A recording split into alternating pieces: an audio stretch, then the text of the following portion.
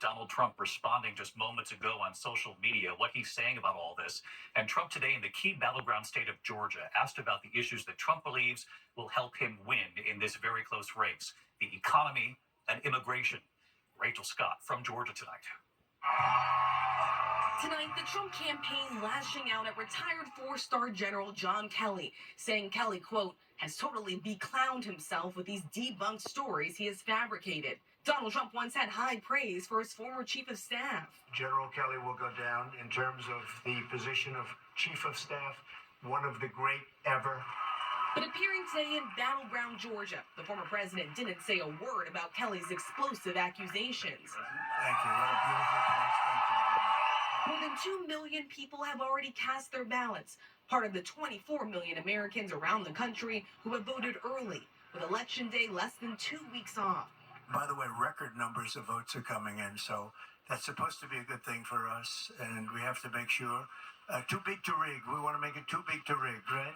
Trump appearing at a town hall meeting of Christian voters, a group he is targeting hard in the final days of his campaign, fielding questions on inflation. We're going to drill, baby, drill, and that's going to bring everything down. And on the border. We talk about inflation, and it's horrible, and the economy, but you take a look at inflation, and the biggest problem to me is the border. But not a word from Trump on those comments from his former chief of staff. And as he left, he kept his distance from reporters. And David, just minutes ago, Donald Trump posted on social media attacking John Kelly, calling him a low life and a bad general, insisting that he completely made up that story. But Kelly now joins a long list of military leaders and former national security advisors that once worked under Donald Trump and have since denounced him, calling him a danger to democracy and the Constitution.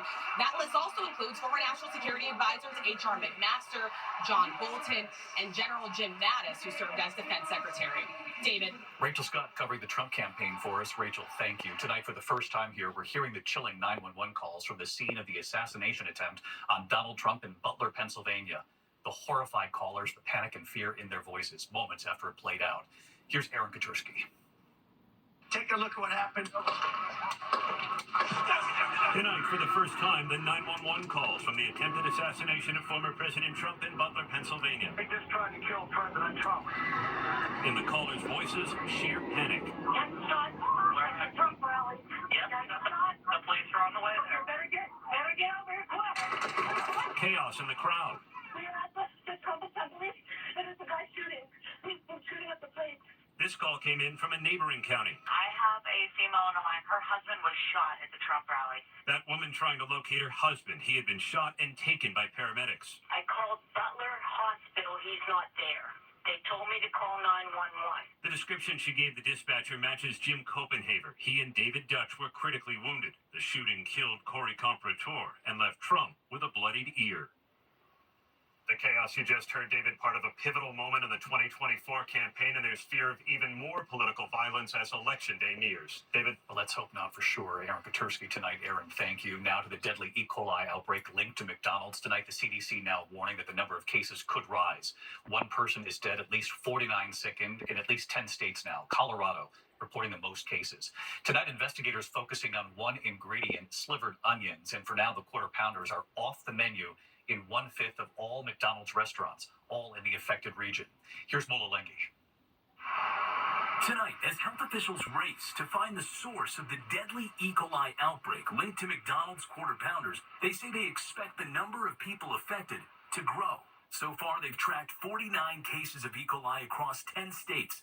At least one person has died, and 10 others had to be hospitalized. The FDA says slivered onions served on quarter pounders are a likely source of contamination. McDonald's pulling the entire sandwich off the menu in the affected states, about 1/5 of all restaurants. CEO Joe Erlinger trying to reassure customers. We're confident that we'll see our way through this and we'll restore confidence for the American consumer to come to McDonald's. The outbreak could be a setback for the world's largest hamburger chain. It's been trying to win back customers with $5 value meals after they balked at years of rising prices. It's all about the timing of getting answers, getting a sign off by the CDC, and making people feel comfortable that this has been addressed. McDonald's stock down about 5% today. Well, David, the one death occurring in Mesa County, Colorado, according to public health officials here. Now, McDonald's says at this point in the investigation, they believe the contamination stems from a single supplier, David. Mola Lungi with us here tonight. Mola, thank you. To the war in Ukraine, and tonight the White House is now confirming that 3,000 North Korean soldiers are now inside Russia, and they're being trained there for possible deployment to join the Russians against Ukraine. Martha Raddatz and what she's learned tonight. Tonight, the White House confirming that some 3,000 North Korean soldiers are inside Russia for a possible combat deployment to Ukraine. A highly concerning move the U.S. calls a sign of desperation and weakness. This video circulating online appears to show the North Koreans at a Russian training site. If their intention is to participate in this war on Russia's behalf, that is a very, very serious issue. The White House revealing today that it was early to mid-October when the North Korean soldiers traveled by ship from Wonsan, North Korea to Vladivostok, Russia, and then spread to multiple Russian military sites. Vladimir Putin has suffered extraordinary battlefield losses. More than 500,000 soldiers killed or wounded in the war with Ukraine. That he has to farm out the fighting to a foreign country, I think speaks volumes about how much his military is suffering and how uncertain he believes, how untenable he believes his situation is.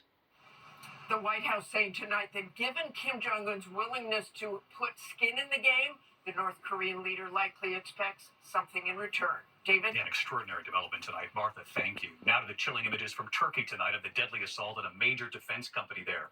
The Turkish government calling it a terror attack tonight. Surveillance video showing two attackers, a man and a woman with backpacks there, armed with assault rifles approaching the building. Multiple explosions. Officials say 5 people were killed, 22 injured, including special forces members who responded. Turkish forces tonight moving against multiple militant targets. When we come back, the cruise ship that left Miami, the U.S. Coast Guard tonight joining the search for a missing woman who they say went overboard, and the LADA on his decision involving the Menendez brothers, and when we'll learn. To the index of other news, Qatar Airlines now allowing passengers to make in-flight phone calls, to FaceTime, and to hold Zoom meetings right from their seats. The company says it's counting on passengers to be respectful of those around them. United Airlines set to use Starlink 2, possibly for similar services. Tonight here, we remember 2 remarkable women who reached incredible milestones. Julia Hawkins, a world record sprinter. She took up running on her 100th birthday. On the joy of running in her 11th decade, she called it magic, saying, quote, "When you get out there, your feet have wings." She was 108. And America's oldest woman has died at 115. Elizabeth Francis once ran the coffee shop at our ABC station in Houston. She once said, "I just feel like living every day." When we come back here tonight, America Strong, a baby on the way, and what a first-time grandpa flew across the country to do before the baby arrives. This is really something. America Strong, the grandfather-to-be, and his first baby gift already. Tonight, the extraordinary gift from a proud father and soon-to-be first-time grandfather. Mark Hendren and his daughter Mackenzie have been inseparable her entire life. Their adventures together, art projects together, surfing, kayaking, eventually, Dad walking her down the aisle. After Mackenzie found out she was expecting her first child and her father's first grandchild, Dad came up with an idea. A former elementary school art teacher, he asked if he could paint a mural for his soon-to-be granddaughter, Daisy, in her nursery. Father and daughter now live across the country, so he got the paint, flew across the country, and penciled in that mural, sketching it out, a place inspired by where his daughter and son-in-law first met. The tree trunks, the tall grass, the white flowers, the mountains, the river, lying on the floor right there to paint it perfectly. Signing it, "Love Pop-Pop and Mom-Mom." Dad with a wave and a thumbs up. And after 4 cross-country flights and 130 hours, this is the finished product. And right here tonight, Hi, David. the proud father and soon-to-be grandfather, Pop-Pop Mark. As grandparents to Daisy, we were excited about being involved in their lives and sharing in the responsibility of helping them learn and grow. And this evening, joining us too, Hi, David. Hi, David. the soon-to-be parents, Mackenzie and Tyler. As beautiful as the mural is, the part that we're really going to cherish is the fact that he was the one who did it for us. My dad truly is the perfect role model on what it means to show unconditional love, and that's just something I'm hoping any future parent or grandparent will take away from this. Wow, it is picture perfect, and congratulations to the parents to be. I'm David Muir. I'll see you right back here tomorrow. Good night.